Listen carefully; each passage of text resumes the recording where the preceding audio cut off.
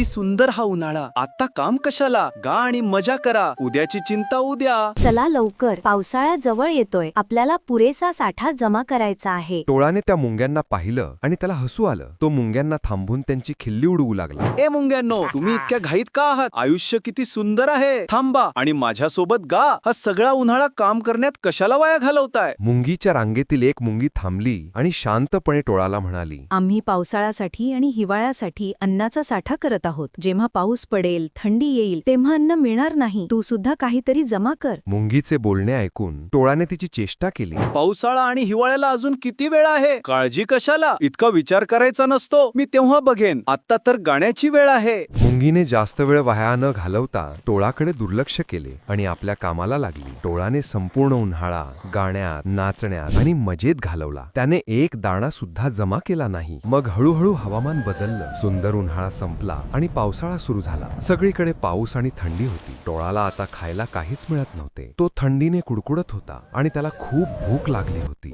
बापरे, आता काय करायचं? खायला काहीच नाही. पावसाच्या थंडीने माझा जीव जातोय. भूक आणि थंडीने व्याकुळ झालेला टोळ शेवटी मुंग्यांच्या वारुळाजवळ गेला. त्याने मुंग्यांना दारावर थाप मारली आणि मदतीची याचना केली. मेहनती मुंग्यांनो, मला खायला काहीतरी द्या. मला थंडी वाजते. मी उपाशी मरतोय. मला माफ करा. मी काही जमा केले नाही. वारुळाच्या दारातून त्याच मुंगीने डोकावले जी त्याला उन्हाळ्यात भेटली होती. तिने टोळाला पाहिले, जो अत्यंत दयनीय अवस्थेत होता. उन्हाळ्यात तू काय करत होतास? आम्ही काम करत होतो तेव्हा तू हसत होतास. मी गात होतो. मग जा आणि आता नाच. आम्ही मेहनत केली म्हणूनच सुरक्षित आहोत. भविष्याची तयारी न करणाऱ्यांना मदत करणं शक्य नाही. मुंगीने दार लावून घेतले. टोळाला त्याची चूक कळून आली. त्याने उन्हाळ्यात फक्त मजा केली आणि भविष्याचा विचार केला नाही. आता त्याला त्याचा आळसाची किंमत चुकवावी लागली होती.